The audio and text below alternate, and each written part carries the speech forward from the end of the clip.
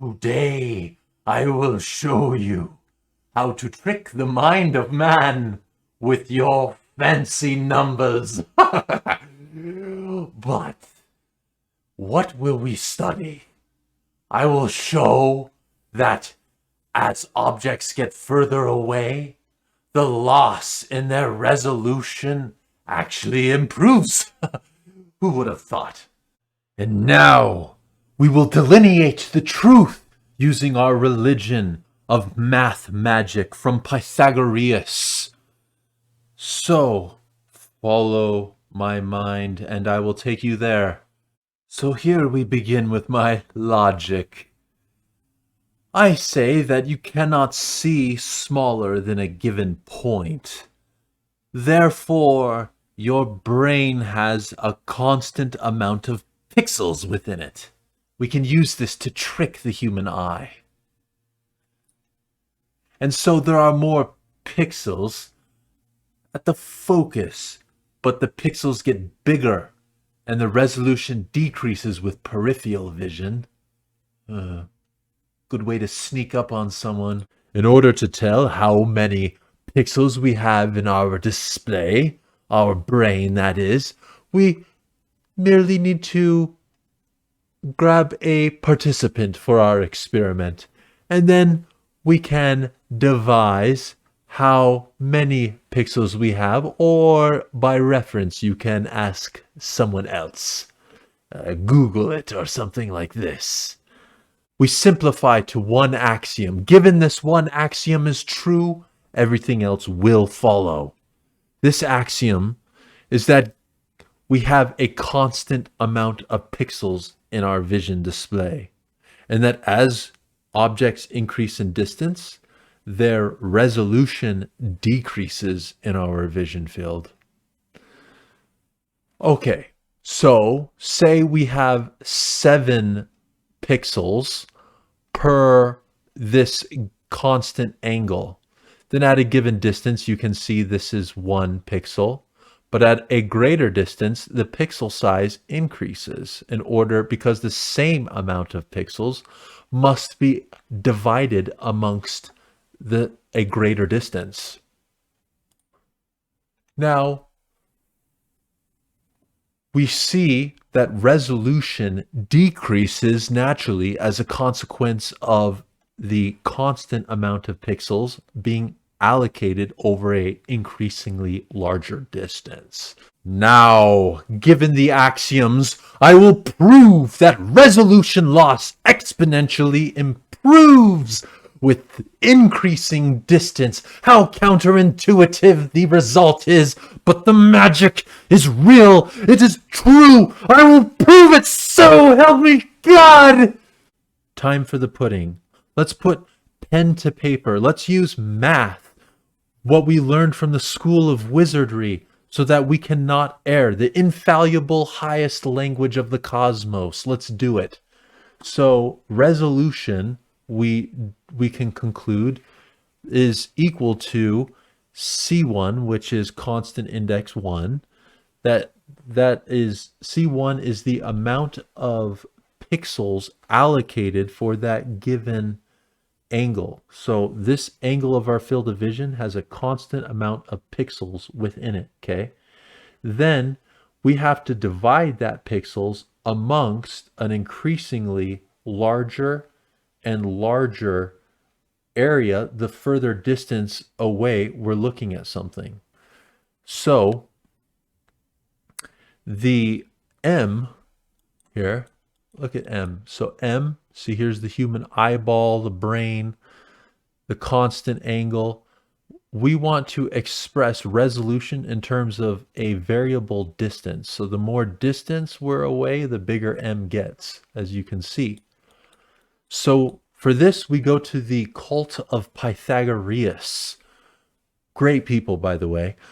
And we use their famous tangent function. So tangent of alpha, our angle, equals rise over run, m over d. This is a constant because the angle never changes. And then we use algebra to solve for m in terms of d. m equals d times tangent, and then replace m with d times tangent of alpha. Thus, resolution equals C1 divided by d times tangent of alpha. Now we have our function, we have resolution in terms of distance, okay? Then we can do a quick graph because we realize this is, a constant divided by a constant equals another constant. So C1 divided by tangent of alpha is a constant divided by a constant. So let's call that C2. Okay, so that's our new constant. Resolution equals C2 divided by D, our variable. So now I will use calculus to arrive at the counterintuitive result. For those of you who don't know, calculus was developed by Sir Isaac Newton in the 1600s, and it led to a revolution in physics. We call this Newtonian physics and the such, but enjoy.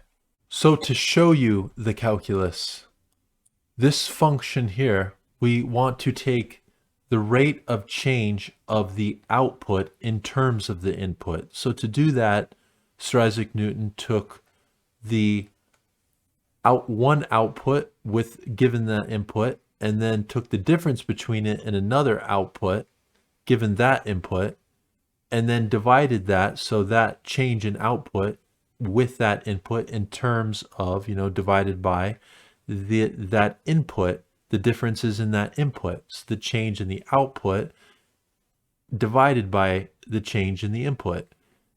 And then you can, using proof writing, people were able, using algebra, to use variables and show patterns that were always true that simplified the process of differentiating functions, as we call it. So this resolution here, this is the calculus function of it, the derivative.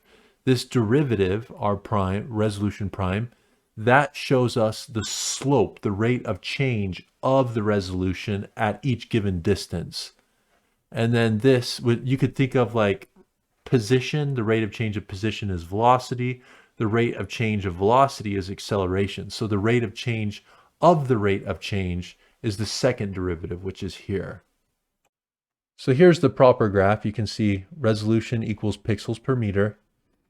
And here's the distance. Now, as C2 changes, you can see this transformation. So this is the wrong focus, but you can now understand how the starting amount of pixels that your display has, your brain, say one person has more resolution than another person's brain, that is accounted for by C. But the general effect, as you can see, the generalization is consistent and invariant upon any organism's retinal display, their resolution. So the second derivative, as you can see, the first derivative is always negative. So the slope is always negative, but quickly improving. So as we get to, given this C2, as we get to like 6 meters, look at the difference in resolution. As you get to 28 meters, the difference between 28 meters and 280,000 meters is smaller than the loss of resolution between 28 meters and 2 meters. We're going to follow this up with some simple experiments you can see to show this is the truth. This is how it works. The second derivative, you can see there's a constant acceleration, which it goes to infinity in the beginning. So the loss of resolution is improving constantly. That's what it's constantly accelerating. So it's always a negative loss, but it's always accelerating, improving. And at first, it's diminishing returns. At first, it's even infinitely improving if you go to 0. In conclusion, we have used the power of math, the language of the gods, to show a counterintuitive result that the commoner would never figure. And that we will verify with experiment. Look out the window and you will see something down the block. Look at something down the block. And then look at something as far as you can see away in the horizon.